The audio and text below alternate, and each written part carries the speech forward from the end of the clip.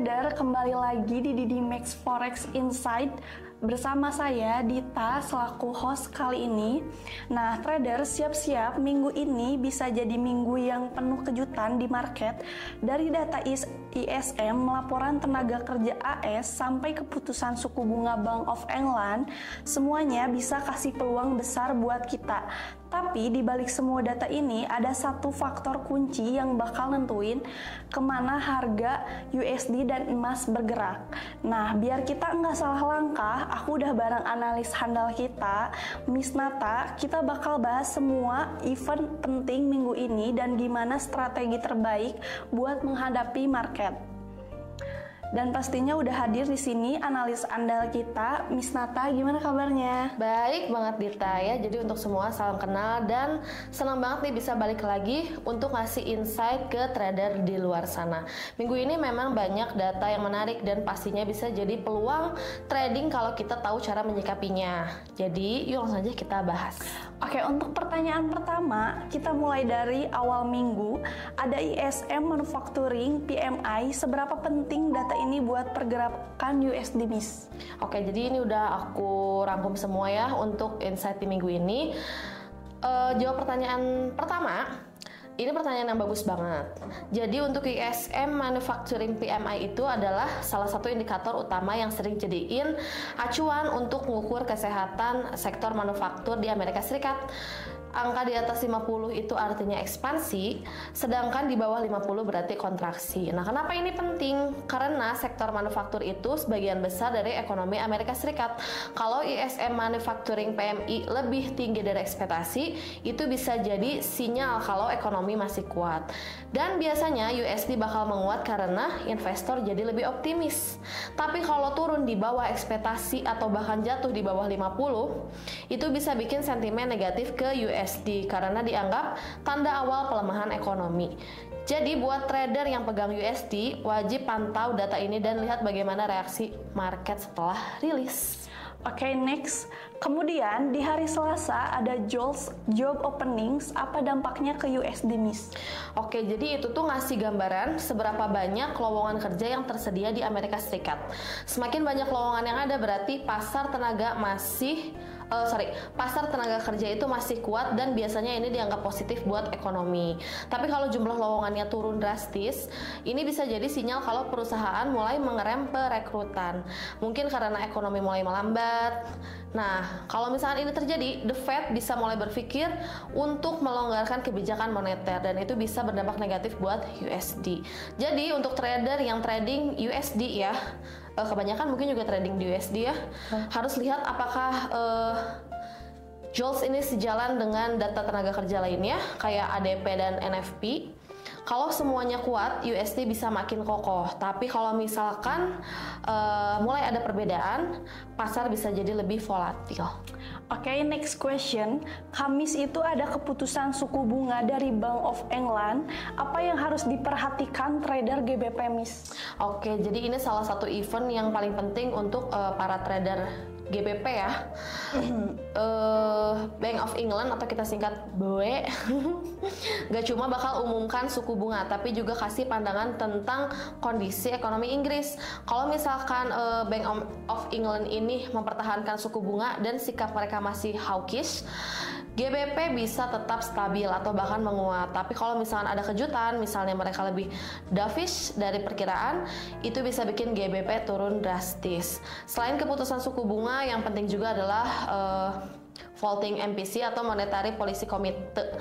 Jadi kalau misalkan banyak anggota yang setuju buat tetap ketat, itu bisa jadi sinyal kalau suku bunga bakal tinggi lebih lama. Tapi kalau misalkan ada yang mulai dukung pemangkasan, GBP bisa kena tekanan. Jadi trader GBP US atau USD harus siap dengan berbagai skenario sebelum event ini terjadi. Oke, next. Di hari yang sama, AS rilis data klaim pengangguran. Seberapa besar dampaknya ke USD Miss? Oke, data ini kan memang mingguan juga, tapi tetap penting karena bisa kasih gambaran awal soal kondisi pasar tenaga kerja. Kalau misalkan jumlah klaim lebih tinggi dari ekspektasi, Itu bisa jadi tanda awal pelemahan ekonomi dan USD bisa tertekan. Sebaliknya nih, kalau misalkan lebih rendah dari ekspektasi, itu artinya pasar tenaga kerja masih kuat dan USD bisa dapat sentimen positif. Biasanya trader itu nggak terlalu bereaksi besar ke satu rilis saja, tapi kalau misalkan trennya mulai menunjukkan peningkatan klaim dalam beberapa minggu, itu bisa bikin spekulasi kalau pasar tenaga kerja mulai goyah. Oke. Next question, puncaknya di hari Jumat ada NFP, unemployment rate dan average hourly earnings. Bagaimana biasanya reaksi pasar terhadap data ini, Miss?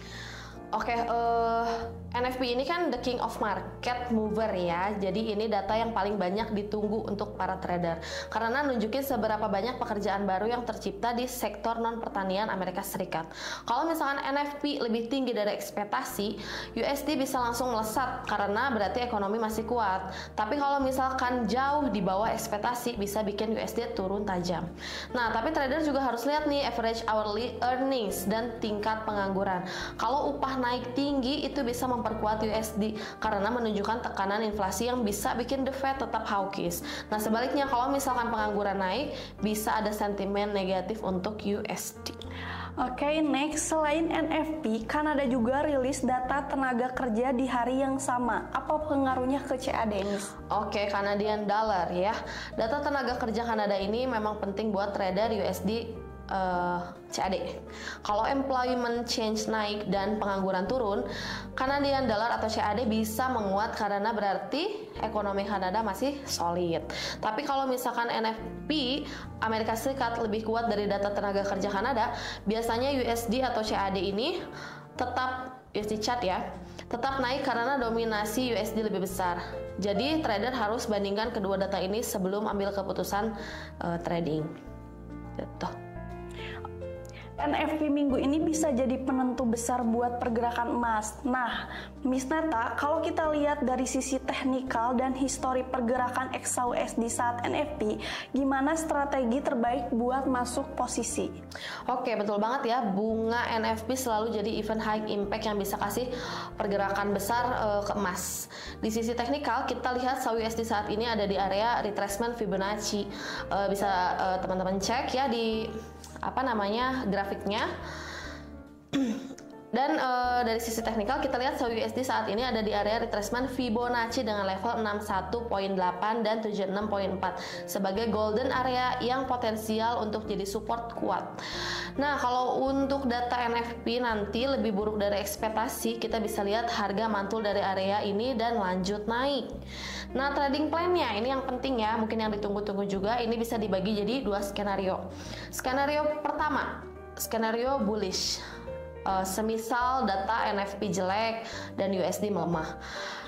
Tunggu konfirmasi rejection di area Fibo 61.8 sampai 76.4 sekitar 2761 sampai 2772 di harga USD.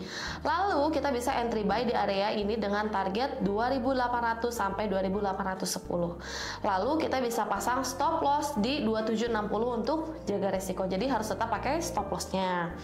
Nah, skenario kedua ini ada skenario bearish ya. Jika data NFP bagus dan USD menguat. Jadi kalau harga break di bawah 2760, potensi turun lebih dalam. Bisa cari short entry setelah retest di bawah 2760 dengan target 2740 sampai 2735. Jadi lumayan ya, bisa dapat 20 sampai 15 poin. Stop loss-nya juga 20 sampai 25 poin. Stop loss-nya juga di atas 2775 untuk jaga risiko. Jadi tetap pakai stop loss ya. Jadi intinya kita harus siap-siap oleh dua skenario tadi di atas ya, karena NFP ini sering banget bikin market bergerak secara ekstrim.